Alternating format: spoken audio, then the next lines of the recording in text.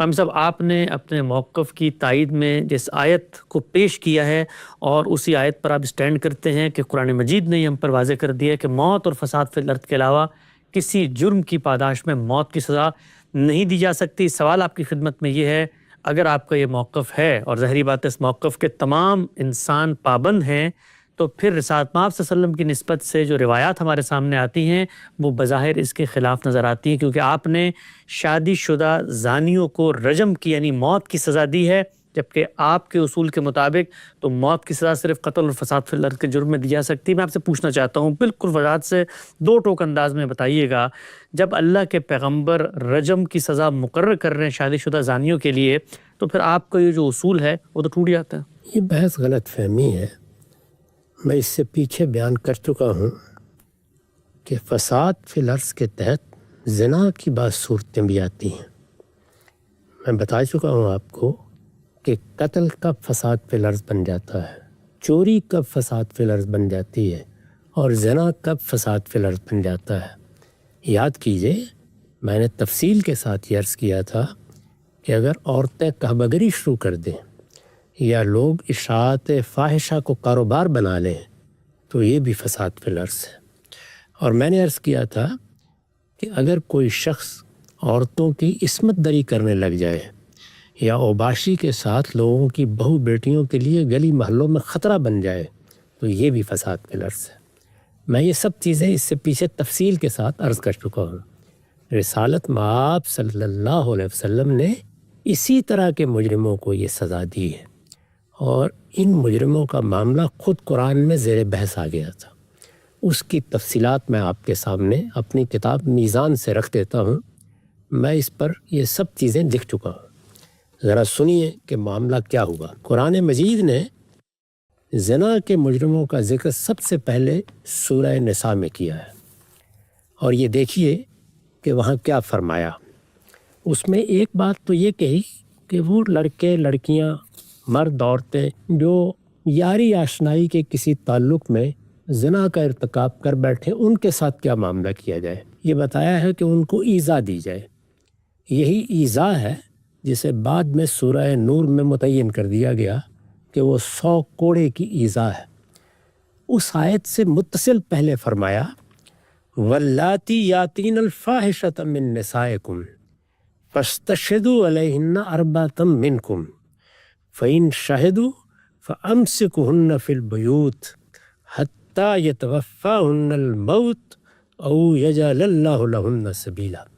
یہ سورہ نساء کی آیت 15 ہے۔ اس میں ان عورتوں کا معاملہ زیر بحث آ گیا ہے جو کہبہ گری کو پیشے کے طور پر اختیار کر لیتی ہیں۔ پہلا جملہ یہ ہے واللاتی یاتین الفاحشۃ من نسائکم، اور تمہاری عورتوں میں سے جو بدکاری کرتی ہیں، یا مرد زیر بحث ہی نہیں ہے۔ ظاہر ہے کہ بدکاری کو اگر پیشے کے طور پر اپنایا جائے گا تو وہاں عورتیں ہی زیر بحث آئیں گی۔ ٹھیک، ہم بھی جب اس موضوع پر گفتگو کرتے ہیں تو کہتے ہیں کہ طوائفوں کا کیا ہوگا۔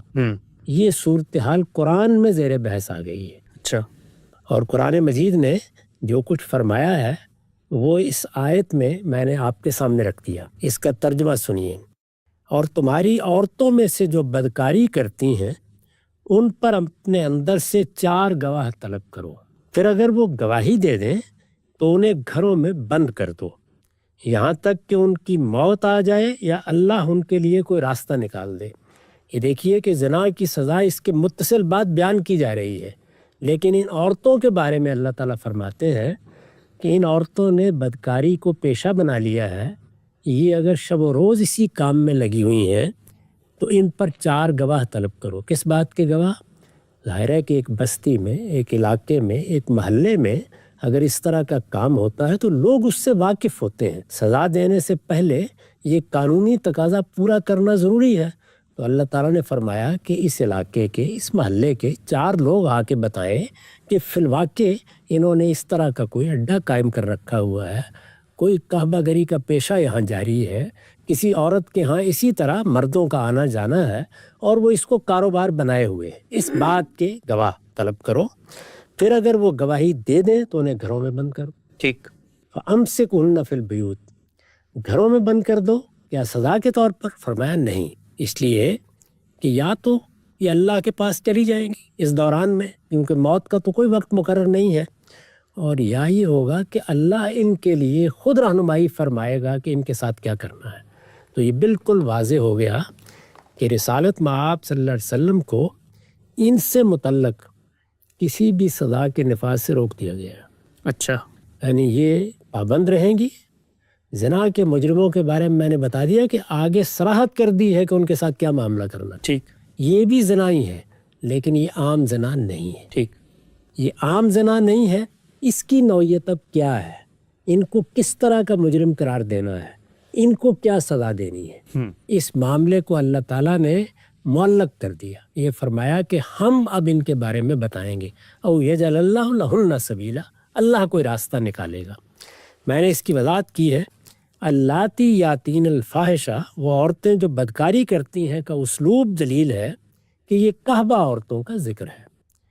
اس صورت میں اصل مسئلہ چونکہ عورت ہی کا ہوتا ہے، اس لیے مرد زیر بحث نہیں آئے۔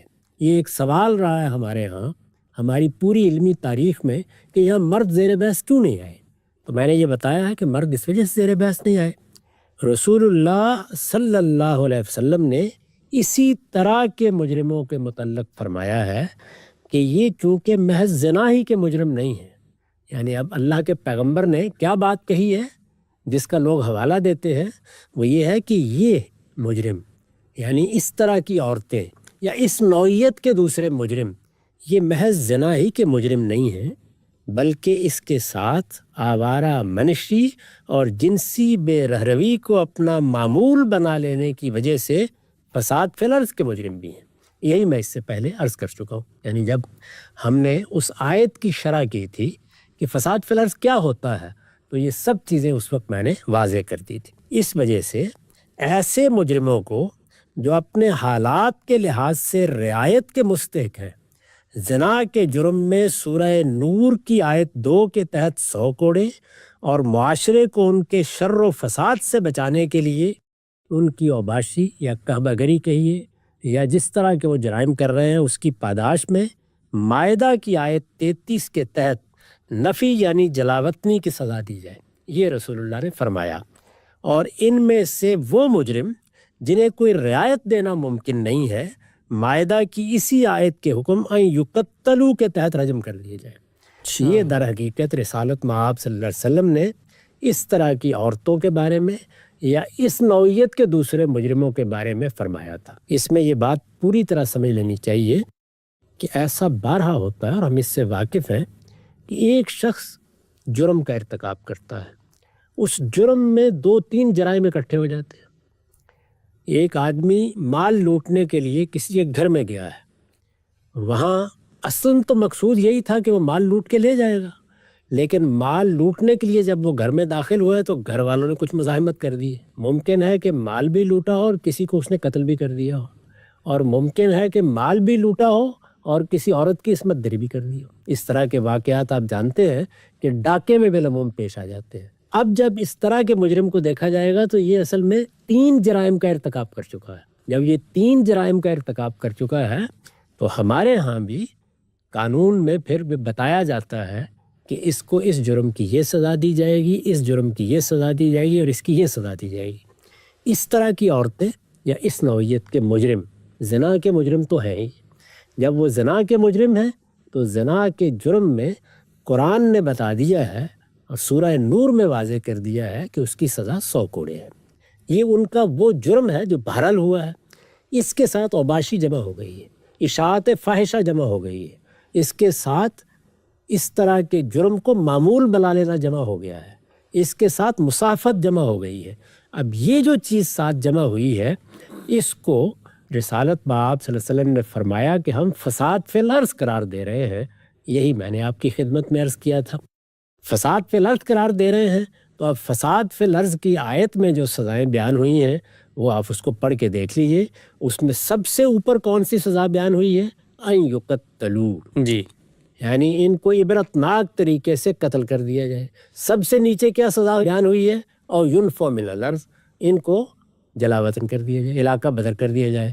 تو رسول اللہ صلی اللہ علیہ وسلم نے جرم کی نوعیت اور مجرم کے حالات کے لحاظ سے یہ بتایا کہ اگر رعایت کے مستحق ہوں تو زنا کی سزا دے کر 1 سال کے لیے جلاوطن کر دیا جائے، اور اگر رعایت کے مستحق نہیں ہیں تو پھر ان کو عبرتناک طریقے سے اللہ کے یہاں پہنچا دیا جائے۔ یہ حضور صلی اللہ علیہ وسلم کے ارشادات کا مدعا ہے، پوری بات یہ ہے۔ اس کو دیکھیے اللہ کے پیغمبر نے کس طریقے سے بیان فرمایا ہے۔ یہ مسلم کی روایت ہے اور اس کا رقم ہے 4414۔ فرمایا خذوا عنی خذوا عنی خذوا عنی قد جعل اللہ لہن سبیلا۔ آیت کو پھر دیکھیے، آیت کے آخر میں اللہ تعالیٰ نے کیا فرمایا تھا؟ او یجعل اللہ لہن سبیلا، اللہ ان کے لیے کوئی راہ نکالے گا۔ آپ نے فرمایا لے لو مجھ سے، لے لو مجھ سے، لے لو مجھ سے، اللہ نے راہ نکال دی۔ تو یہ معلوم ہوا کہ ابھی میں نے جو آپ کے سامنے شرح کی ہے، یہ اصل میں اللہ کی ہدایت کے مطابق رسالت میں آپ صلی اللہ علیہ وسلم نے جو کچھ کیا ہے۔ یعنی آپ نے خود یہ فیصلہ بھی نہیں کیا، بلکہ اللہ تعالیٰ نے رہنمائی فرمائی کہ یہ ایک ہی جرم کے مرتکبین نہیں ہیں، انہوں نے 2 جرائم کا ارتکاب کیا ہے، زنا بھی اور اس کے ساتھ فساد فی الارض بھی، لہٰذا اب ان کو ان دونوں جرائم کی سزا ملنی چاہیے۔ تو آپ نے فرمایا کہ مجھ سے لے لو، مجھ سے لے لو۔ اللہ نے راہ نکال دی۔ البکر بالبکر جلد و میت و نفی و ثنا والسیب بالسیب جلد و میت و رجم۔ اس طرح کے مجرموں میں کنواریوں کے ساتھ ہوں گے اور انہیں 100 کوڑے اور جلاوطنی کی سزا دی جائے گی، یہ رعایت کے مستحق ہے۔ اسی طرح شادی شدہ مرد و عورت بھی سزا کے لحاظ سے ساتھ ہوں گے اور انہیں 100 کوڑے اور سنگساری کی سزا دی جائے گی۔ تو یہ آپ نے سزا بیان فرمائی۔ قرآن مجید نے ان عورتوں کا ذکر کیا، قرآن مجید نے بتایا کہ ان کے معاملے کو معلق رکھا گیا ہے، اللہ تعالیٰ نے رہنمائی فرمائی، اس کے تحت آپ نے یہ سزا دی ہے۔ اب اگر یہ بات واضح ہو گئی تو میں آپ کو یہ بتاتا ہوں کہ قرآن مجید کی جس آیت کو ہم نے پیش کیا اور یہ بتایا کہ قرآن فساد فی الارض کو کس طرح دیکھتا ہے، فساد فی الارض کے لیے کیا سزائیں مقرر کرتا ہے، قرآن مجید اس میں کیا قانون بیان کر رہا ہے، اس کی بھی تھوڑی سی وضاحت اب آپ سن لیجئے۔ سب سے پہلا سوال پیدا ہوتا ہے یہ رجم کیوں کیا گیا؟ جی ظاہر ہے کہ پہلا سوال یہی ہے، رجم کیوں کیا گیا؟ دیکھیے رجم کیا ہے، یہ اصل میں قتل کرنے کی ایک عبرتناک صورت ہے۔ چنانچہ سب سے جو پہلی سزا بیان ہوئی ہے وہ اگر آپ آیت کا مطالعہ کریں، وہی 33-34 آیات جی جن میں فساد فی الارض کی سزائیں بیان کی گئی ہیں۔ تو قرآن نے فرمایا ان یقتلوا، سب سے پہلی سزا یہ ہے۔ میں نے لکھا ہے آیت میں اس سزا کے لیے ان یقتلوا کے الفاظ آئے ہیں، ان کے معنی یہ ہے کہ اللہ اور رسول سے محاربہ یا فساد فی الارض کے یہ مجرم صرف قتل ہی نہیں بلکہ عبرتناک طریقے سے قتل کر دیا جائے۔ یعنی اللہ تعالیٰ کا حکم یہی ہے کہ یہ صرف قتل نہیں کیے جائیں گے، عبرتناک طریقے سے قتل کیے جائیں گے۔ اس کی دلیل یہ ہے کہ قتل یہاں تقتیل کی صورت میں آیا ہے، یعنی اس میں کیا ہوا ہے، اس میں ایک ہی معنی کے افعال میں اضافہ ہو گیا ہے۔ میں اس قاعدے کی وضاحت کرتا ہوں۔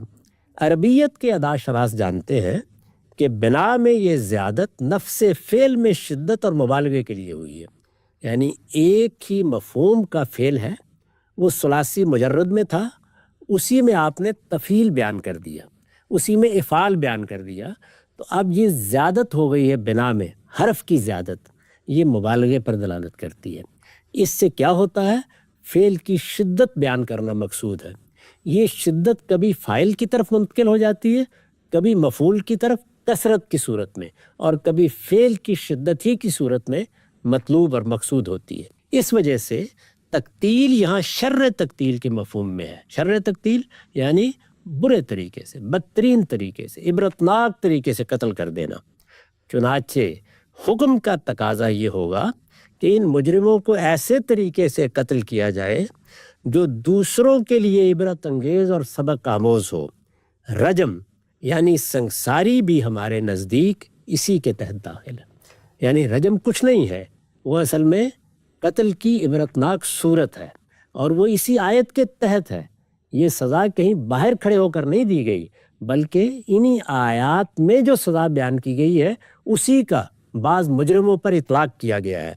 اور رسول اللہ صلی اللہ علیہ وسلم نے اپنے زمانے میں اوباشی کے بعض مجرموں کو، اوباشی یعنی یہی کہ کعبہ گری شروع کر دی جائے، یہی کہ دوسروں کی عصمت دری کے درپے لوگ ہو جائیں، بہو بیٹیوں کی عزت کے لیے خطرہ بن جائے، تو اس کے لیے ایک جامع تعبیر ہے اوباشی۔ اور رسول اللہ صلی اللہ علیہ وسلم نے اپنے زمانے میں اوباشی کے بعض مجرموں کو یہ سزا اسی آیت کے حکم کی پیروی میں دی ہے۔ یہ تو ہوا رجم کا معاملہ۔ اب ہم نے یہ دیکھا کہ اللہ کے پیغمبر نے تو 2 سزائیں بیان کی ہیں، جی، یعنی 100 کوڑے کی سزا اور جلاوطنی کی سزا، 100 کوڑے کی سزا اور رجم کی سزا۔ ٹھیک، تو یہ جلاوطنی میں نے جیسے کہ عرض کیا وہ بھی اسی آیت سے آئی ہے۔ اچھا، اور یہ دیکھیے یہ خود یہ ترتیب بتا رہی ہے کہ ماخذ کیا ہے، کہاں سے رسالت میں آپ صلی اللہ علیہ وسلم اس کو لے رہے ہیں، اور اللہ تعالیٰ نے جو رہنمائی فرمائی ہے اس کی بنیاد کیا ہے۔ تو میں نے لکھا ہے کہ آیت میں یہ سزائیں حرف او کے ساتھ بیان ہوئی ہیں، یعنی 4 سزائیں بیان ہوئی ہیں، اور اس میں درمیان میں او آتا ہے، یا یعنی یہ سزا دی جائے یا یہ سزا دی جائے۔ اس کے معنی یہ ہے کہ قرآن مجید نے یہاں حکومت کو یہ اختیار دیا ہے کہ وہ جرم کی نوعیت، مجرم کے حالات اور جرم کے موجود اور متوقع اثرات کے لحاظ سے ان میں سے جو سزا مناسب سمجھے اس طرح کے مجرموں کو دے سکتی۔ یہ وہی اصول ہے کہ ہر جگہ یہ دیکھا جائے گا جرم کیسا ہوا ہے، جرم کی نوعیت کیا ہے اور مجرم کے حالات کیا ہیں۔ مجرم بعض اوقات بڑا جرم کر کے بھی اپنے حالات کے لحاظ سے رعایت کا مستحق ہوتا ہے، اور بعض موقعوں کے اوپر رعایت کا مستحق نہیں ہوتا۔ اس کو دیکھا جائے، تقتیل اور تسلیب جیسی سزاؤں کے ساتھ اس میں نفی کی سزا اس لیے رکھی گئی ہے۔ نفی کیا ہے؟ جلاوطنی، وہی جس کا میں نے ذکر کیا۔ تقتیل اور تسلیب جیسی سزاؤں کے ساتھ اس میں نفی کی سزا اس لیے رکھی گئی ہے کہ سزا میں انتہائی سختی کے ساتھ حالات کا تقاضا ہو تو مجرم کے ساتھ نرمی کے لیے بھی گنجائش باقی رکھی جائے۔ ٹھیک، چنانچہ رسول اللہ صلی اللہ علیہ وسلم کے بارے میں معلوم ہے کہ آپ نے اپنے زمانے میں اوباشی کے ان مجرموں کو جو اپنے حالات اور جرم کی نوعیت کے لحاظ سے کسی حد تک رعایت کے مستحق تھے، مجرم اوباشی کے ہیں، یعنی وہی کعبہ گری ہے، وہی بہو بیٹیوں کی عزت کے درپا ہونا ہے، فساد فی الارض کے مجرم ہے، لیکن رعایت کے مستحق ہے۔ مائدہ کی اسی آیت کے تحت جلاوطنی کی سزا دی، اسی آیت سے وہ سزا بھی اخذ کی گئی ہے، اور وہ مجرم جنہیں کوئی رعایت دینا ممکن نہ تھا اسی آیت کے تحت رجم کر دیے گئے۔ اچھا، یعنی قرآن مجید کی یہی آیات، یہ مائدہ کی 33-34 آیات ہیں، یہ دونوں سزائیں اسی سے اخذ کی گئی ہیں، دونوں روایت میں بیان ہوئی ہیں، دونوں کے لیے خود پروردگار عالم نے رہنمائی فرمائی ہے۔ اب اس کے بعد جو ایک آخری چیز رہ جاتی ہے وہ ہے شادی شدہ اور غیر شادی شدہ کا فرق۔ جی، میں نے واضح کیا اس کو، زنا اور اوباشی کے بعض مجرموں کے شادی شدہ اور غیر شادی شدہ ہونے کے بارے میں رسول اللہ صلی اللہ علیہ وسلم کا استفسار بھی اسی قبیل سے تھا۔ یعنی یہ شادی شدہ اور غیر شادی شدہ کا معاملہ پیدا کہاں سے ہوا ہے؟ جب آپ نے یہ سزائیں دی ہیں تو اس موقع پر پوچھا ہے کہ یہ مجرم شادی شدہ ہے یا شادی شدہ نہیں ہے۔ اچھا، یہ استفسار کیا آپ نے۔ یہ استفسار کس لیے کیا ہے؟ مجرم کے حالات کو جاننے کے لیے۔ اچھا، کہ آپ جانتے ہیں کہ اگر مجھے چور کو سزا دینی ہے اور اخلاقیات قانون یہ کہتی ہے کہ یہ کسی رعایت کا مستحق تو نہیں ہے، اگر ہے تو اسے رعایت ملنی چاہیے، تو میں پوچھوں گا کہ اس نے چوری کی ہے، یہ بھوکا تو نہیں تھا، اس کو اس کے کسی مالک نے یا اس کے ساتھ کوئی معاملہ کرنے والے شخص نے اس صورتحال سے دوچار تو نہیں کر دیا تھا، یہ ایسا کوئی نوجوان تو نہیں ہے کہ کچھ لوگوں کی صحبت میں بیٹھ کر چوری چکاری میں مبتلا ہو گیا، ابھی اس کو اصلاح کی ضرورت ہے۔ 10 سوالات پوچھوں گا، پوچھیں گے۔ اسی طرح کا سوال ظاہر ہے زنا کے معاملے میں کیا جائے گا کہ یہ اوباش اب گلیوں بازاروں میں پھر رہا ہے کہ اس کی شادی نہیں ہوئی ہوئی، تو شادی کے بارے میں جو سوال ہے وہ حالات کو جاننے کے لیے کیا گیا ہے۔ یہ پہلی بنیادی بات جان لینی چاہیے۔ زنا اور اوباشی کے بعض مجرموں کے شادی شدہ اور غیر شادی شدہ ہونے کے بارے میں رسول اللہ صلی اللہ علیہ وسلم کا استفسار، یعنی جو سوال آپ نے کیا مجرموں سے، استفسار بھی اسی قبیل سے تھا جسے فقہا نے غلطی سے مناتے حکم سمجھا۔ یعنی غلطی کیا ہوئی ہے ہمارے فقہا سے کہ انہوں نے اسے حکم کی بنیاد سمجھ لیا۔ یہ مجرم کے حالات میں سے ایک حالت ہے، یہ چوری میں اور چیزیں ہوں گی، قتل میں اور چیزیں ہوں گی، زنا میں اور چیزیں ہوں گی۔ تو زنا میں آپ جانتے ہیں چونکہ اس میں جنسی انحراف ہوا ہے تو شادی بھی ضرور زیر بحث آئے گی. یہ دیکھا جائے گا نوجوان ہے، ایسا تو نہیں کہ والدین شادی میں تاخیر کر رہے تھے، ایسا تو نہیں ہے کہ برے لوگوں کی صحبت میں بیٹھ کر اس طرح برائی میں مبتلا ہو گیا ہے. کیا چیز ہے، اس کو جاننے کی ضرورت ہے. اس کی ذہنی حالت ٹھیک ہے، اس کی طبیعت، اس کا مزاج، اس کا پس منظر کیا ہے، اس کی پرورش کہیں کیسے کوئی ہوئی ہے؟ نفسیاتی مریض تو نہیں ہے. یہ ساری چیزیں دیکھیں گے. جی اسی طرح چھوٹی عمر کا ہے تو یہ چیز بھی رعایت کا مستحق بنا دیتی ہے. چنانچہ فقہا نے اس کو مناتے حکم یعنی حکم کی بنیاد قرار دیا. ریزن سمجھ لیا یہ اصل میں حکم کی بنیاد ہے، وہ حکم کی بنیاد نہیں یہ ہے، کنڈیشن ہے وہ بس. احوال میں سے ایک حالت ہے جس کو دیکھنا ضروری تھا، جسے فقہا نے غلطی سے مناتے حکم سمجھا اور اس کی بنا پر سورہ نور کی آیت جلد کو شادی شدہ زانیوں کے حق میں منسوخ قرار دے دیا. وہ اس کو زنا کی سزا سمجھے. اب زنا کی سزا تو قرآن میں 100 کوڑے بیان ہوئی ہیں. جی جب انہوں نے زنا کی سزا سمجھا تو قرآن کا کیا کرے؟ تو انہوں نے کہا کہ قرآن کی آیت منسوخ ہو گئی، اللہ اکبر. یعنی شادی شدہ زانیوں کے حق میں منسوخ ہو گئی ہے. کس نے منسوخ کی ہے؟ اس روایت نے کر دی. تو اس کی نوعیت ہی بالکل مختلف تھی. گویا معاملے کی نوعیت یہ تھی، گویا معاملے کی نوعیت نہیں، غلطی کیسے ہوئی ہے؟ گویا معاملے کی نوعیت یہ تھی کہ اس طرح کے مجرموں کو سزا دیتے وقت ان کے لیے کسی رعایت کا فیصلہ کرنے کے لیے دوسری بہت سی چیزوں کے ساتھ یہ بھی دیکھا جائے کہ وہ شادی شدہ ہیں یا نہیں، یہ بھی دیکھا جائے کہ وہ شادی شدہ ہیں یا نہیں. لیکن انہوں نے یعنی فقہا نے اس یہ بھی کو یہی قرار دیا. جی ابھی غلطی کیا ہے؟ یہ بھی دیکھنا تھا. انہوں نے کہا نہیں، یہی دیکھنا ہے. اس یہ بھی کو یہی قرار دیا. اور اس طرح ایک ایسی بے جوڑ چیز اسلام کے ضابطۂ حدود و تعزیرات میں داخل کر دی جو عقل و نقل دونوں کی روح سے بالکل بے بنیاد ہے. یعنی اس کے نتیجے میں وہ نسخ کا مسئلہ پیدا ہو گیا، اس کے نتیجے میں بے شمار اصول فقہ کے مباحث پیدا ہو گئے. کچھ بھی نہیں تھا، معاملے کو صحیح جگہ پر نہیں رکھا گیا. اس کی صحیح جگہ کون سی تھی؟ وہ یہ کہ یہ فساد فی الارض کے مجرم ہے اور زنا بہرحال انہوں نے کیا ہے. اب ان کے ساتھ کیا معاملہ کرنا ہے، اللہ تعالیٰ نے رہنمائی فرمائی، اللہ کے پیغمبر نے اس کے امتثال میں یہ بات بھی بیان کی اور اس طرح کے مجرموں کو یہ سزا بھی دی. اس میں ادنیٰ درجے میں قرآن مجید کے بیان کردہ حدود سے کوئی تجاوز نہیں. ہم سب نقطہ دو چار کی طرح واضح ہو جاتا ہے کہ رسالت مآب صلی اللہ علیہ وسلم نے جن لوگوں کو رجم کی سزا دی ہے وہ صرف زنا کے مجرمین نہیں تھے، بلکہ اس کے ساتھ ساتھ فساد فی الارض کے بھی مجرمین تھے. اور خود قرآن مجید نے فساد کی جو سزائیں بیان کی ہیں رسالت مآب صلی اللہ علیہ وسلم نے انہی کا اطلاق کیا، کوئی الگ سے حد جاری نہیں کی.